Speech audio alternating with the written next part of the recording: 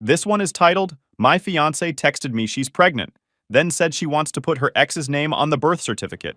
So I got a paternity test and exposed everything. What's up, everybody? Welcome back. It's Fyra here with another story for you.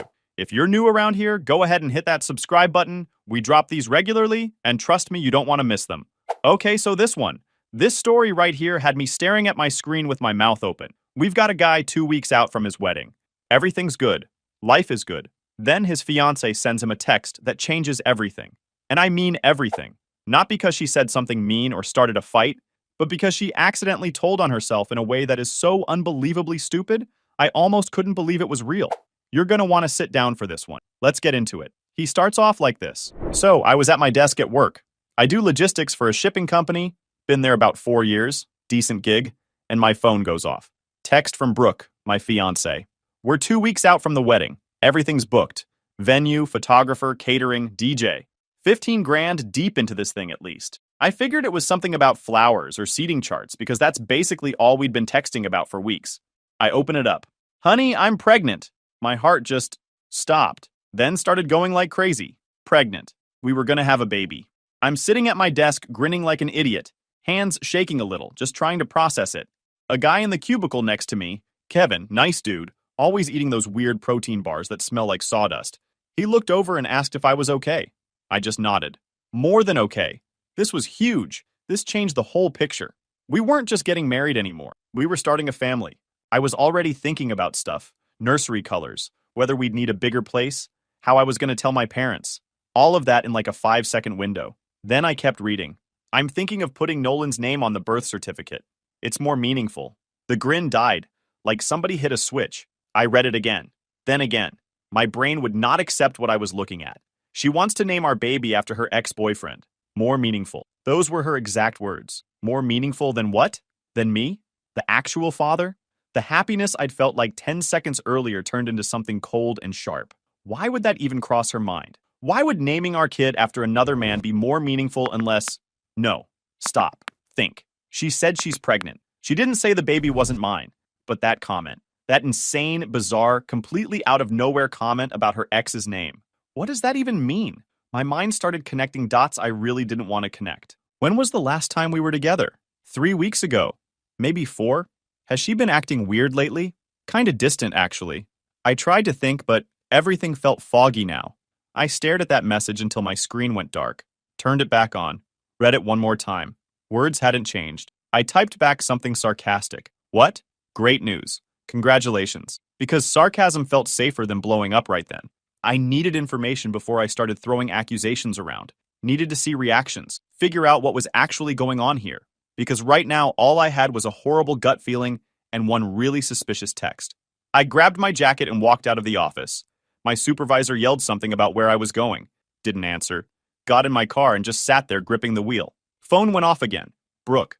I'm so happy you're excited. We should celebrate tonight. Excited. Yeah. I felt a lot of things right then. Excited was not one of them. I needed to talk to somebody who might give me real answers before I went at Brooke directly. Somebody who'd react honestly if there was something to hide. I pulled up maps on my phone.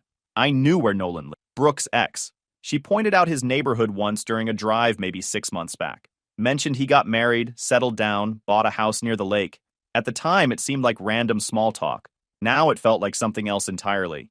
The drive took about 40 minutes. 40 minutes of my brain spinning through every possible explanation. Maybe she was joking. Terrible joke, but possible. Maybe she meant it differently. Maybe I was losing my mind over nothing. I turned the radio on at some point and some love song came on.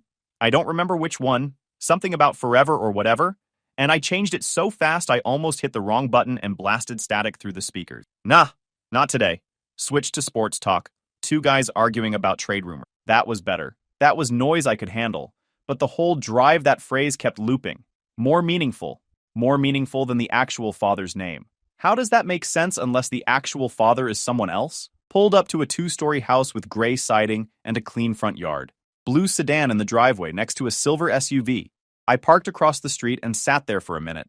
What was I doing? Was I really about to accuse a guy I'd never met of sleeping with my fiancée based on one weird text? Yeah, because that text was too specific to be random. Too strange to be innocent. And if I was wrong, I'd apologize and leave. But if I was right, I needed to see his face when I brought it up. Walked up and knocked. 3 solid knocks. Heart pounding but face calm. A woman opened the door. Blonde, athletic, mid-30s. Had to be Nolan's wife. Can I help you? Hi, sorry to bother you. Is Nolan home? He's at work. Who are you? I pulled out my phone and showed her the text. Watched her eyes scan the words. Watched her face go from confused to shocked to something I couldn't quite name. I'm Brooke's fiancé, I said. She just sent me this. I don't know what it means. I was hoping your husband might. Her hand went to her mouth. What? Why would she say that? That's what I'm trying to figure out. She stepped back from the door, already pulling out her phone. Called Nolan and told him to come home immediately. Didn't explain why. Just kept saying it was urgent. Voice shaking the whole time. He'd be there in 20 minutes. She told me I could wait. So I did. We stood on the porch in this awful silence. Her glancing at my phone screen every few seconds like she needed to confirm it was real. My phone buzzed. Brooke calling. Declined it. She could wait. All right, hold on. Let me just stop here for a second. Think about this man's day. He woke up this morning planning a wedding. Got a text that should have been the best news of his life. And instead he's standing on a stranger's porch waiting to find out if his entire relationship is a lie. 2 hours ago, he was picking out seating charts. Now he's wondering if the baby is even his. That's how fast your life can flip. One text message. Okay, let's keep going. 18 minutes later, the silver SUV came ripping down the street and jerked into the driveway. Nolan jumped out. Tall guy, business casual, clean cut. Saw me standing there with his wife and his face went pale. What's going on? I held up my phone. Brooke sent me this today. Thought you'd want to see it. He took the phone. Read it. Expression went from confused to horrified in about 3 seconds flat. What the? I haven't talked to Brooke in years. Then why would she mention your name? His wife. Voice sharp. I don't know. He looked panicked now, which was interesting. Because innocent people get confused. Guilty people panic. I took my phone back. She's pregnant. Says she wants to put your name on the birth certificate because it's more meaningful. You're telling me that means nothing to you? Nothing. Absolutely nothing. Voice went up an octave. I'm married. I haven't been anywhere near her. His wife's eyes were filling up. Then why would she say this, Nolan? I don't know. Maybe she's lying. Maybe she's trying to start something. I watched him carefully. Defensive, sure. But was it real defensiveness or was he covering? Hard to tell. Either way, I'd done what I came to do. Planted the seed, created some chaos. Now I had more to work with when I finally talked to Brooke. All right, I said. I'll go talk to her then. Nolan grabbed my arm. Wait, what are you going to tell her? The truth. That I came here. That you denied everything. That I want answers. He let go. Ran his hand through his hair. This is crazy. I didn't do anything. We'll see. Walked back to my car. Behind me, I could hear them starting to argue, her voice rising, his denials getting louder. I got in and just sat for a second. My phone was blowing up. Brooke texting over and over. Where are you? Why aren't you answering? Call me, please. Didn't respond. Started the engine and headed to her apartment. When I got there, the door flew open before I even finished knocking. She'd been standing right there waiting. Eyes red and puffy, hair a mess. She was wearing one of my old hoodies, the gray one I'd left at her place months ago, and something about that detail made my chest tight in a way I wasn't expecting. Oh, thank God. I've been calling you for an hour. Where have you been? I walked past her without answering, sat down on the couch. There was a half-eaten bowl of cereal on the coffee table, and her laptop was open to some wedding planning website. The irony of that almost made me laugh. Almost. I looked at her. Tell me about the text. I know it sounded strange. I wasn't thinking clearly when I wrote it. Wasn't thinking clearly, I repeated. You wrote 2 complete sentences with punctuation. You specifically said putting your ex's name on our baby's birth certificate would be more meaningful. That takes thought, Brooke. She started scrambling, overwhelmed with emotion. Pregnancy hormones. Brought up old feelings about people who've been important in her life. Important enough to name our kid after? She stumbled. No, that's not what I meant. Then what did you mean? Small words so I can understand. I just thought maybe as a middle name, to honor a relationship that was important to me at one point. Nolan was a big part of my life. Stop. I held my hand up. You want to give our baby your ex-boyfriend's name to honor him while you're marrying me? When you say it like that, it sounds bad. Because it is bad. My phone went off. Pulled it out. Unknown number. Text. Tell your crazy fiancé to leave me alone. I'm happily married and want nothing to do with her drama. She's lying about everything. I showed her the screen. This from Nolan? Her face went white. Why is he texting you? I went to his house. She stood up so fast she knocked over her water glass on the coffee table. Water went everywhere. Neither of us moved to clean it up. You what? Sat down with him and his wife. Had a nice chat. Showed them your text. Wanted to see how they'd react. You had no right. I had every right. You sent me a message that made me question everything. So I went looking for answers. Seemed like the smart move. She was spiraling now. Started crying harder. Talking about how we're supposed to be getting married in 2 weeks. How we're supposed to be happy about this baby. How I'm treating her like a criminal. So I said it. Take a paternity test. She went completely still. Like I'd unplugged her. What? Blood test. Medical facility. Prove the baby's mine. If it is, we move forward. If it's not, I didn't finish. That's insane. I shouldn't have to prove anything to you. You're right. In a normal situation, you wouldn't. But this isn't normal. You made it abnormal when you sent that text. I headed for the door. Schedule the test. Send me the appointment details. Until then, I don't want to hear from you. Not a call, not a text, nothing. Where are you going? Away from here. I need to think, and I can't do that with you crying in front of me. I opened the door. Oh, and the wedding? I canceled it this afternoon, right after I got your text. You canceled our wedding? Her voice cracked. Can uncancel it if the test proves I'm wrong, but I doubt it will. I walked out, closed the door, could hear her sobbing through it. Didn't turn back. Stop. Just stop for a second. This man canceled his wedding. $15,000. 2 weeks out. Because one text message didn't add up. And people are going to call him paranoid for that. People are going to say he overreacted. But let me ask you something. If your partner texted you saying they wanted to name your baby after their ex because it was more meaningful, you'd just shrug that off? Nah, you wouldn't. Nobody would. That's not paranoia. That's pattern recognition. All right, back to the story. Drove to my parents' house. Needed to tell them before Brooke did. Needed to get ahead of this thing before it spiraled. Because I had a horrible feeling this spiral was just getting started. Mom opened the door before I could knock. She had that look moms get when they can feel something's wrong. I sat down in the living room. Dad muted the TV. He'd been watching some fishing show. I remember the guy on screen was holding up a bass that was way too small to be that excited about. Wedding's off, I said. For now, anyway. Told them everything. The text, the visit to Nolan's house, the confrontation, the paternity test demand. Watched their faces go through the same stages mine did. Confusion, shock, anger. You did the right thing, Dad said. Something's off here. But what if I'm wrong? What if she really did just have a moment of stupidity and I'm blowing up our whole relationship over nothing? Mom, firm. Then the test will prove it. And if she's got nothing to hide, she shouldn't have a problem taking it. That night, I barely slept. Kept running through scenarios. Best case. Baby's mine. Brooke said something monumentally stupid that she'd spend years making up for. Worst case, she cheated, got pregnant by her ex, and tried to pass it off as mine. Middle ground, couldn't think of any. This was pretty black and white. I remember laying there at like 2 a.m. staring at my ceiling fan going around. My roommate's cat kept scratching at my door, which was annoying but also weirdly comforting, because at least something in my life was behaving normally. I think I finally fell asleep around 4. Woke up feeling like I'd been hit by a truck. Next morning, 17 missed calls, 32 texts. I made myself coffee before looking at any of them. Used the good beans too, the ones I'd been saving, because I figured if my life was going to fall apart, I might as well have decent coffee while it happened. Most of the messages were, please talk to me, and I can explain everything. But one stood out. Fine. I scheduled the test. Next Tuesday, 10 a.m. Harbor Medical Center. Are you happy now? Tuesday. 6 days of waiting. 6 days of slowly going insane. 6 days of everybody in my life having an opinion about what I should do. I texted back, I'll be there. 3 dots appeared. Disappeared. Appeared again. Then, okay. I should mention, I took the whole week off work. Told my boss family emergency. He didn't ask questions. Just said handle it.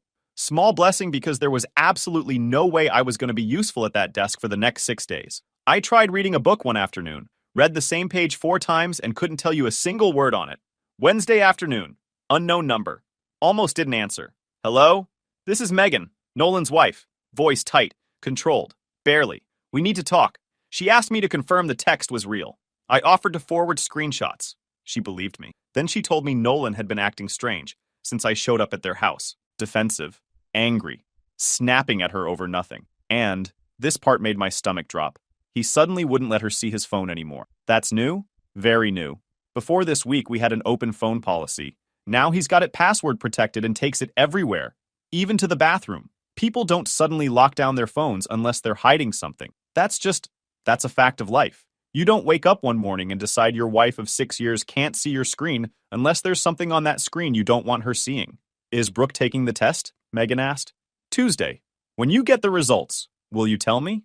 I deserve to know if my husband's been lying to me. I will. I promised her that. And I meant it.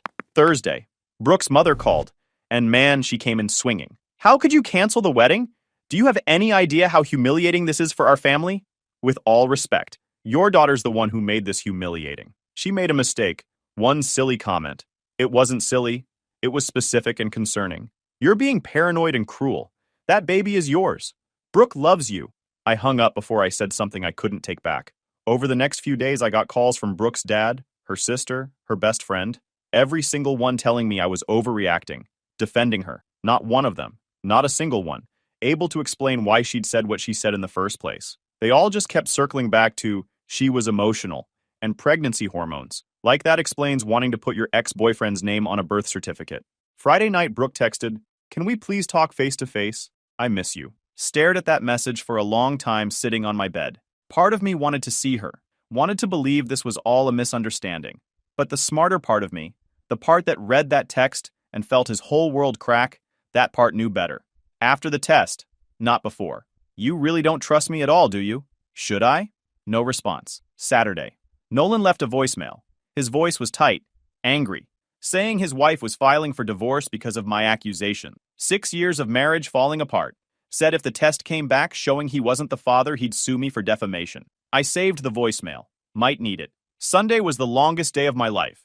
I cleaned my apartment twice just to have something to do with my hands. Organized my closet by color, which is something I've literally never done before and will probably never do again. Brooke texted one last time that night. I'm scared.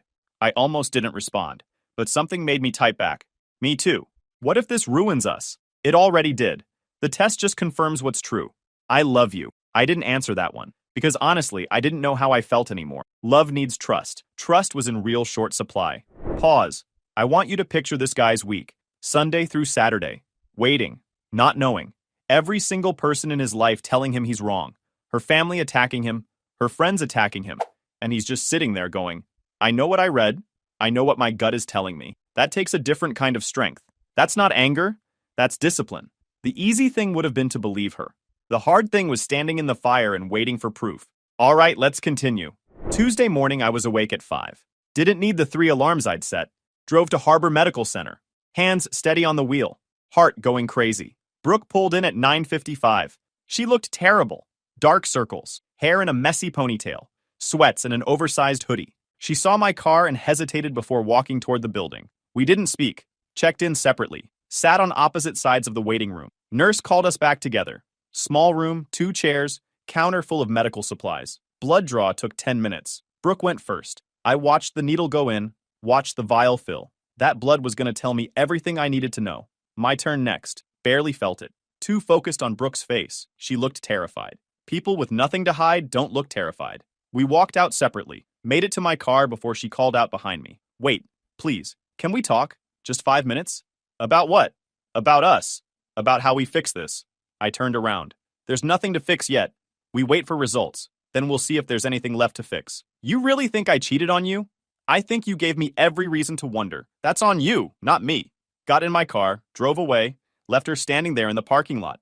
Next 7 days were brutal. Everybody calling. Nobody with answers. My family trying to be supportive while secretly hoping I was wrong. I could see it in their faces. They wanted the baby to be mine. Wanted the whole thing to be a misunderstanding. I wanted that too, but wanting something doesn't make it real. It was a Thursday. I remember because, wait, no, it was a Friday actually. I keep mixing those days up because that whole week blurred together into one long, horrible stretch of time. But yeah, Friday, around 2 in the afternoon. I was sitting on my parents' back porch because I'd basically been living there all week. Phone rang. Unknown number. This is Harbor Medical Center calling regarding lab results for Brooke Keller and yourself. Everything stopped. Like the whole world just went quiet for a second. Yes, this is him. Your results are ready. I can email them to both parties now, or you can pick up physical copies at the front desk. Email, please. They should arrive within the next few minutes. Have a good day. Have a good day. Lady had no idea she was about to change my entire life with a PDF attachment. I sat there on the porch steps, opened my email, refreshed, nothing. Refreshed again, nothing. There was a bird sitting on the fence across the yard just staring at me. I remember that because I was staring back at it thinking, this is ridiculous. I'm having a staring contest with a bird while waiting to find out if my fiancé destroyed my life. Refreshed a third time. New email. Harbor Medical Center. I clicked it. PDF loaded slow. Way too slow. My hands were shaking so bad I almost dropped my phone. Document filled the screen. Medical terms, numbers, charts. I scrolled past all of it looking for the only line that mattered. Found it. Probability of paternity, 0%. Based on the genetic markers analyzed, the tested man is excluded as the biological father. 0%. Excluded. I read it 3 times just to make sure my brain wasn't playing tricks on me. But it was clear. Brutally, undeniably clear. The baby was not mine. I read it 3 times. Clear. Brutal. Undeniable. The baby wasn't mine. I sat there on those porch steps staring at those words and felt absolutely nothing. Not angry, not sad, not relieved, just empty. Like someone had scooped everything out of me and left the shell sitting there holding a phone. It rang. Brooke. I answered. Did you get it? Small voice. Yeah. Long silence. Heavy. I'm so sorry. Barely a whisper. So it's true. You cheated. It was one time. One stupid mistake. I didn't mean for this to happen. With Nolan? Yes. When? About a month ago. We ran into each other at a friend's get-together. One thing led to another. It just happened. A month ago. While we were planning our wedding. While I was calling vendors and confirming the guest list. While she was trying on dresses and showing me flower samples. She was with her ex. Does he know? Not for sure. I told him it might be his. He's been panicking ever since. And you were just gonna marry me and pretend the baby was mine? I thought maybe it was. I wasn't sure. But you knew it might not be. And you didn't tell me. She was crying hard now. I made a horrible mistake, but I love you. We can still fix this. I laughed. Couldn't help it. Just came out. Fix this. Brooke, you're pregnant with another man's baby. A man you cheated on me with while we were picking out wedding center pieces. What exactly is there to fix? We can get through this together. No, we can't. We're done. I stood up. You need to tell Nolan. He deserves to know he's about to be a father. What about us? There is no us. There hasn't been since the night you slept with him. I just didn't know it yet. Hung up. Blocked her number. Then forwarded the test results to Megan with one line. You were right to file for divorce. She responded in seconds. Thank you for telling me. I'm sorry you had to go through this. Hold on. It just happened. That's what she said. It just happened.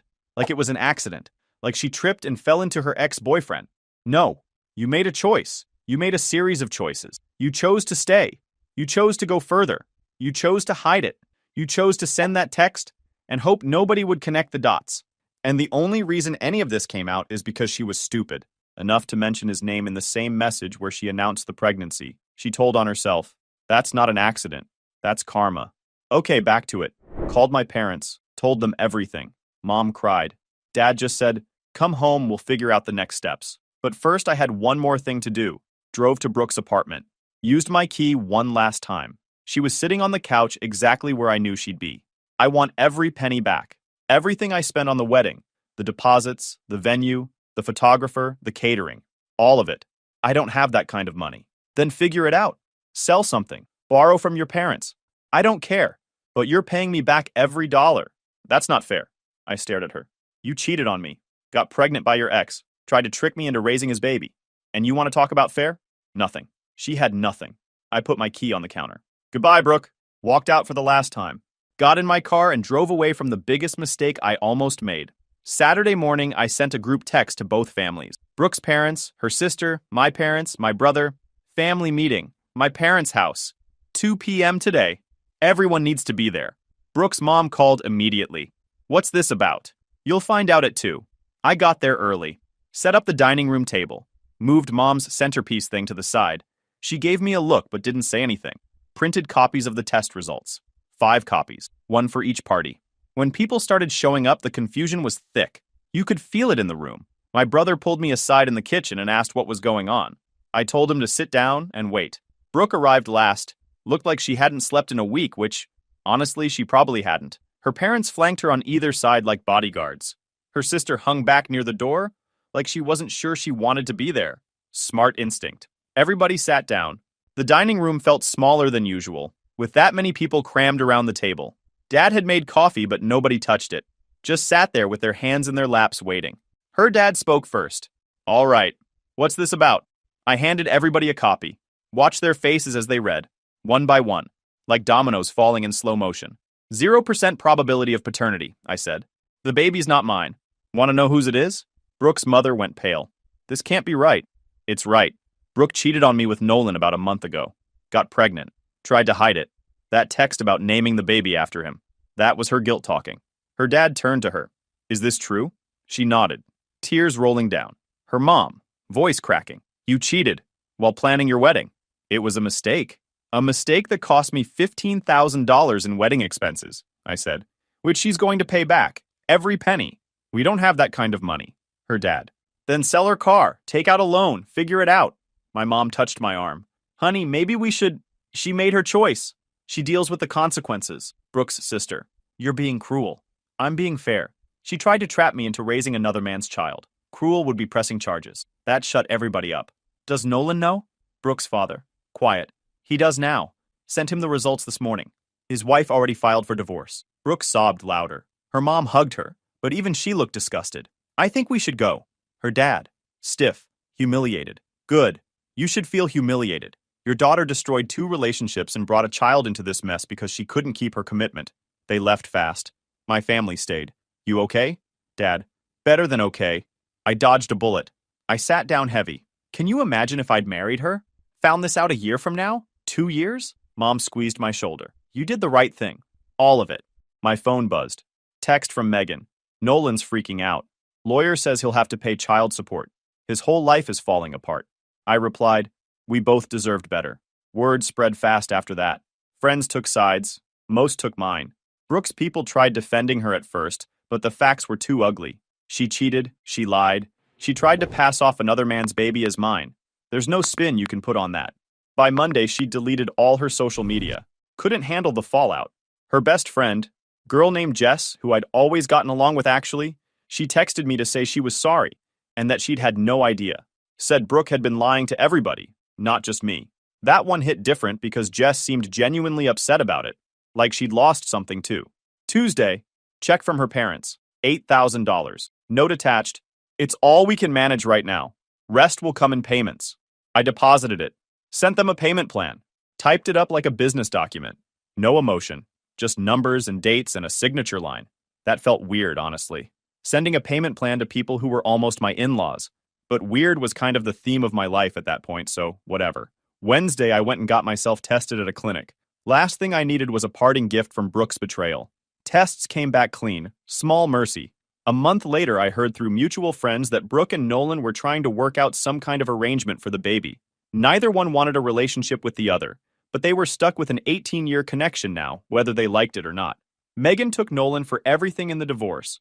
The house, the savings, basically his whole life. She deserved it honestly. 6 years of marriage destroyed because he couldn't keep his hands to himself. Brooke's own family stopped talking to her for a while, too embarrassed to deal with the fallout in their social circle. And me? I went back to work, started hitting the gym harder, not in some dramatic revenge body way, more like I just had a lot of energy I needed to burn off, and lifting heavy things helped me not think for an hour. Reconnected with friends I'd been too busy wedding planning to hang out with. My buddy Ethan dragged me to a pickup basketball game on Saturday mornings. I was terrible at it, but it felt good to be doing something normal. Got promoted at work about 3 months later, actually. My boss said my focus and discipline over the past few months impressed him. I didn't tell him the focus came from trying not to think about how close I came to marrying someone who was carrying another man's child while picking out our wedding cake flavor. Ran into Brooke once at a grocery store about 4 months after everything. She was visibly pregnant, looked exhausted. We made eye contact across the produce section. She was standing near the avocados. I was grabbing apples, and for a second the whole store just kind of froze. She opened her mouth like she wanted to say something. I kept walking, pushed my cart straight past her, and didn't look back. Nothing left to say. The woman standing in front of the avocados wasn't the person I thought I was going to marry. She was just a stranger who'd lied to me, and strangers don't get my time anymore. 6 months after the breakup, I got the final payment, $15,000 total, fully reimbursed. Deposited the check at the ATM on my lunch break and felt nothing. No satisfaction, no anger, no relief even. Just done. Like closing a browser tab you forgot was open. Chapter finished. My buddy Ethan asked me one night, we were at his place watching a game. I think it was a playoff game, but I honestly can't remember who was playing. His TV was doing that thing where the picture gets slightly brighter during commercials, and it was driving me nuts. Anyway, he asked if I regretted how I handled everything. Not for a second, I said. That text message was the universe giving me a warning. I could have ignored it, married her, spent years raising another man's kid before finding out the truth. Instead, I listened to my gut. Think you'll ever trust somebody like that again? Yeah, but I'll verify everything now. Trust and verify aren't opposites.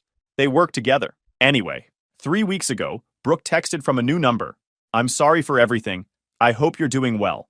Blocked it without responding. Some apologies show up too late to matter. And honestly, some apologies aren't even apologies. They're just people trying to make themselves feel better about what they did. I don't owe her that comfort. And honestly, I don't think she's sorry she did it. I think she's sorry she got caught. There's a real big difference between those two things, and most people don't bother figuring out which one they're actually hearing. I figured it out. Took me a while, but I got there. Last week, I deleted the last photo of us from my cloud storage, removed her contact info, cleared out every digital trace of the relationship. Took about 20 minutes. 4 years of my life cleaned out in the time it takes to watch a sitcom episode. That's what happens when somebody lies to you. The whole thing shrinks. All those memories you thought meant something just deflate, because you realize half of them were built on something that wasn't real. People ask me if I'm bitter. I'm not. I mean that. I'm grateful. Grateful for that stupid text message. Grateful I found out before the wedding. Grateful I had the backbone to walk away when everything inside me, every instinct, every memory, every late-night conversation we'd ever had was screaming at me to believe her. She made her choice. I made mine. She's living with the consequences of what she did. And I'm living free. Started dating again recently. Nothing serious, no rush, but it feels good to be open to it again without feeling like the floor might drop out from under me. Will I ever fully trust someone the same way again? I don't know. Probably not the exact same way. But I'll trust smarter. Eyes open. And honestly, that's not a bad thing. That's just growing up. And I'm okay with that. All right, everybody. That's the story. And I gotta say, this one stuck with me. The thing that gets me isn't even the cheating. People cheat. It's awful, but it happens. What gets me is the audacity of that text message. She announced a pregnancy and mentioned her ex's name in the same breath. She was either so guilty she couldn't keep it inside, or so comfortable lying that she got sloppy. Either way, it saved this man's life. He trusted his gut when everybody around him was telling him he was crazy. His fiancée, her parents, her friends, all of them saying he was paranoid, overreacting, being cruel. And he stood there and said, "No, something's wrong. Prove me wrong." And she couldn't, because he was right. So what do you think? Did he handle it the right way? Should he have given her a chance to explain before canceling the wedding? And what about Nolan's wife? Do you feel bad for her? Or do you think she should have seen the signs earlier? Drop a comment. I want to hear your takes on this one. And if you haven't subscribed yet, go ahead and do that. We post these regularly, and they only get crazier from here. This is Fyra. Catch you in the next one.